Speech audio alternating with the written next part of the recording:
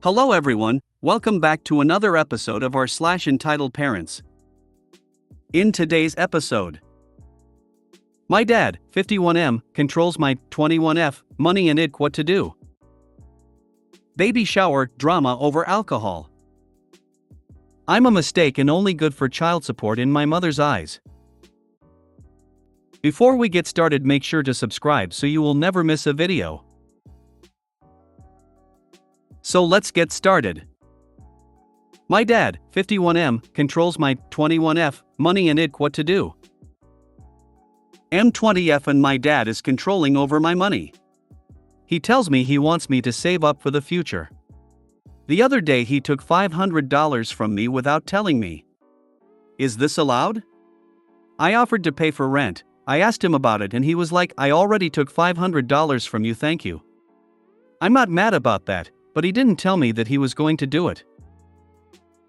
Anyway, I'll get college refund money from the school and I work. Sometimes he'll ask me to go to the bank and hand him couple thousands every few months to hold for me. I still have to ask permission to spend my own money. He just wants me to save money. He says he wants me to save up my money so I can buy land in Gambia. I don't like that he tells me what I do with my own money. He got mad at me once for referring to my money as my money. Yesterday, as a joke, he was like, I should start spending my 19-year-old brother's money, right? He believes that I owe him just for existing. He recently told me, I don't owe you nothing, you owe me. I said dang. Because I didn't ask to be alive. He never gave me money as a kid and now that I make money he wants me to spend money on some of my siblings? I'm the oldest of 10 kids. I don't even have a car yet. He's been making that so hard. I want to move out but that's gonna be so tough. I'm Muslim, West African, female living in Washington state. People like me are subservient to doormat abuse by their family. I want to move out against my dad's wishes but I'm worried about the damage of our relationship. He's toxic, emotionally and physically abusive but I'll feel so bad if I do decide to leave. One thing that annoys me is that he gets mad when I come home late. Even 4 p.m. now is considered late. My younger brother can come home at midnight just cause he's a guy. I take public transportation home and I always feel safe, tbh. I used to come home late and he didn't say anything. Why now? I have no peace and freedom here. He doesn't openly appreciate my siblings and he's always finding reasons to be angry and complain. This guy has a short temper. He has a good heart and some reasons he complains are valid but he just does it the wrong way. He just gets pissed randomly and will snap at us. That's why every one of his kids and wives, including me, and I'm the oldest, are scared of him. And also, when it's dark no one bothers me on my way home, even though my city has all these bad PPL and crackheads. My dad lost his wife 3 years ago and I'm the only girl in my family. He wants there to be a female role in the house, to do the cooking, cleaning and managing and splitting chores for my siblings. I don't even have time for myself. I'm at school now and I'm already planning what I should cook for my dad to eat. I don't even eat much myself and I always have to cook large amounts for my big family. What should I do, internet? If I decide to just move out of my parents' house, I feel like that will affect my family and my West African community here. I'm tired of the abuse though. I've always thought about moving out but I've just been scared. If I move out, people in the community will talk and I'll feel bad for my dad. African parents will cry for you when you leave but they ignore you and make you feel bad about yourself. Like what? Edit, I can't reply to every single person but all these replies? This is why I love using this app. The people I have talked to about this tell me that I should just deal with my dad and wait until marriage. That I'll be selfish to leave my family behind. I just can't handle the emotional abuse anymore. But everyone on here, the comments and upvotes, is very very helpful, even though you all don't know me. Thank you all so much. I'll make sure to follow the advice given. Open a bank account in your name only, learn to say no, and move out. Stop being so worried about the damage of our relationship, it's already damaged and ridiculously toxic. You are not responsible for him or his children. If he wants a woman in the house, he can hire a nanny or try to convince someone to marry him. It's not your job. Also, try to get your legal documents such as birth certificate, immigration papers, passport. Eventually you will need them. Move out and cut him off. It's not fair on you to basically shove you into your mom's role. Thank you. And I agree. I'm not much older than any of my siblings. I was 13 when I had my 7th sibling. When we get into an argument, sometimes he will remind me angrily, "You are their mom, and I must take care of them." I'm basically still a kid. If I have to be their mom, who's taking care of me then? I think you should just give him rent money and hide your rest of your money and save up to escape. You're not a kid anymore, and he doesn't have the right to take your hard-earned money. Open a secret bank account and stash your money there. Open a new bank account at a different bank and then transfer the money from the old account to the new account. He no longer gets access to your money. You get a P.O. box for your mail so he can't get your new debit card when they mail it out. After that, you move out. Find a roommate, move into the dorms, stay with friends. You don't owe your dad for being born. You're worried about the damage to your relationship with your dad, but your relationship is already horrible. You won't believe how free you will feel once you break away from his control. Baby shower drama over alcohol.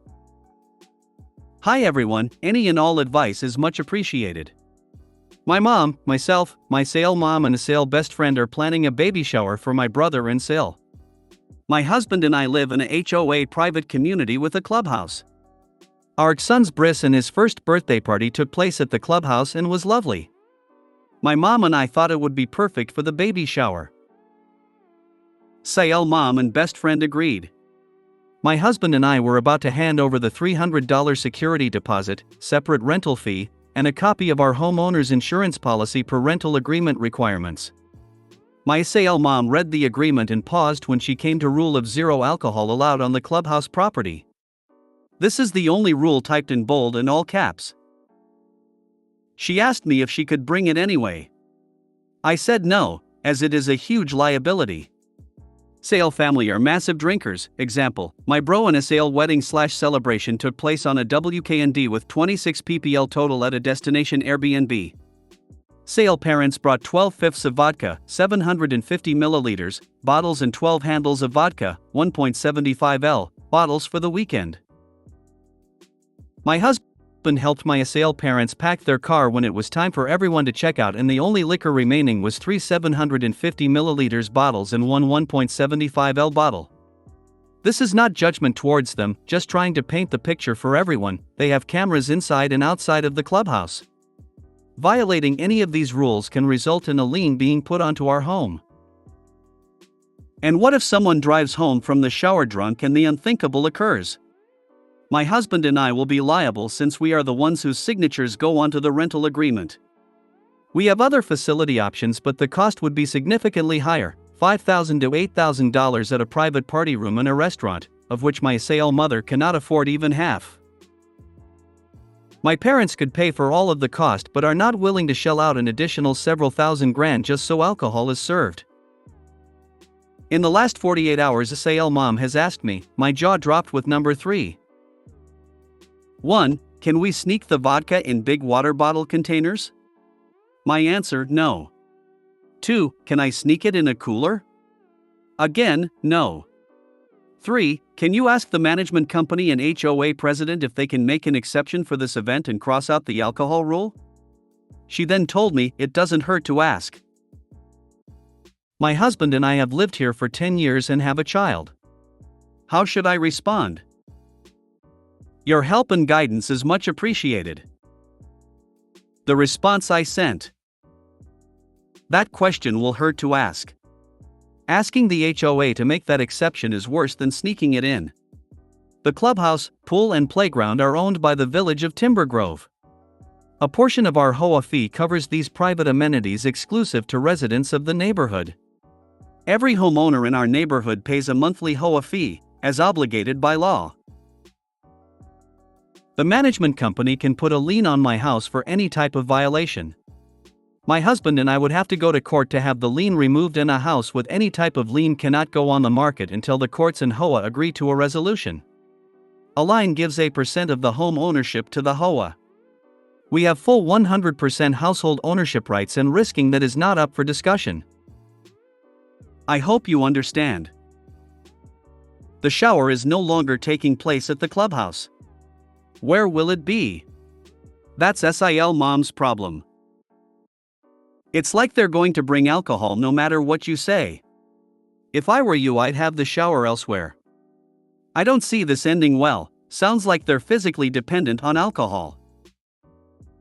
100% this, hold the shower elsewhere because they will bring alcohol regardless. Agreed.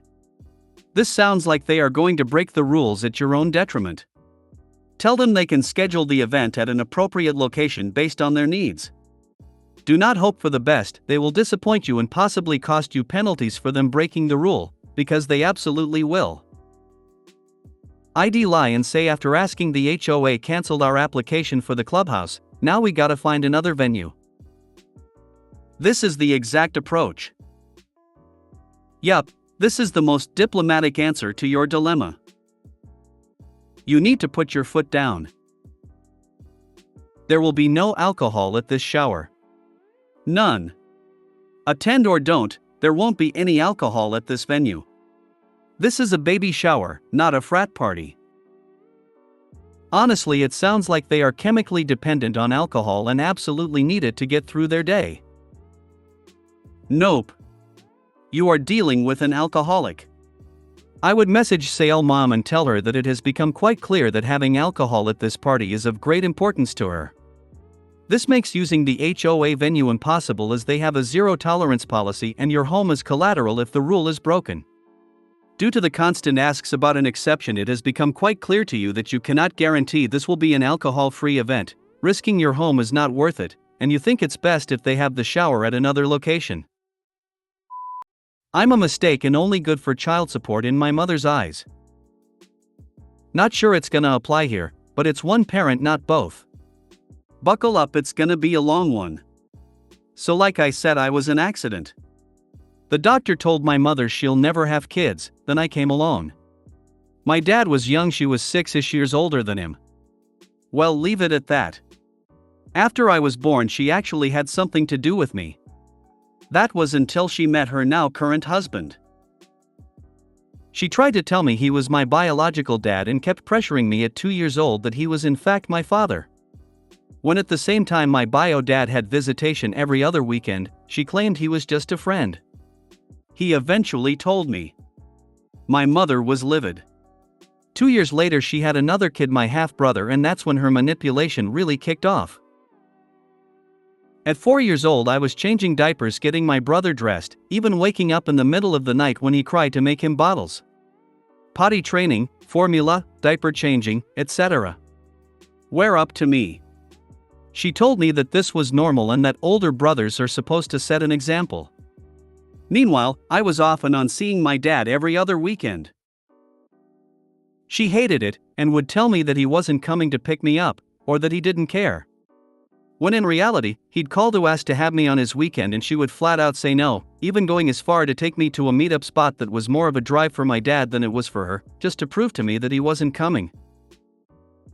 This continued for several years. I'd take care of my brother, started doing small chores that lead to full-on cleaning the house, and then she got pregnant again and the cycle restarted.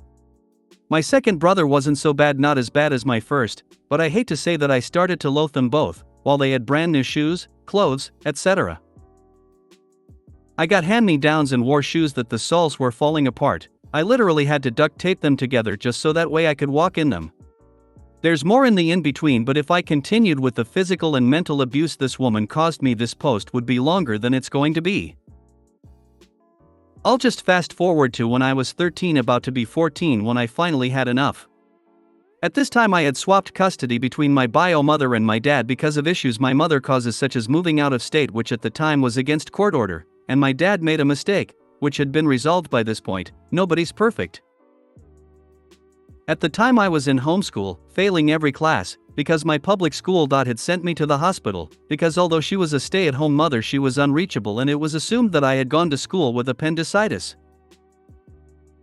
I attempted to tell her before I went to school that I didn't feel good, but she said I was faking it, resulting me staying in the hospital for 8 hours by myself until I convinced the nurse and doctor to contact my school counselor so I could go home, since I just had swelling in my lymph nodes, can't spell the actual word.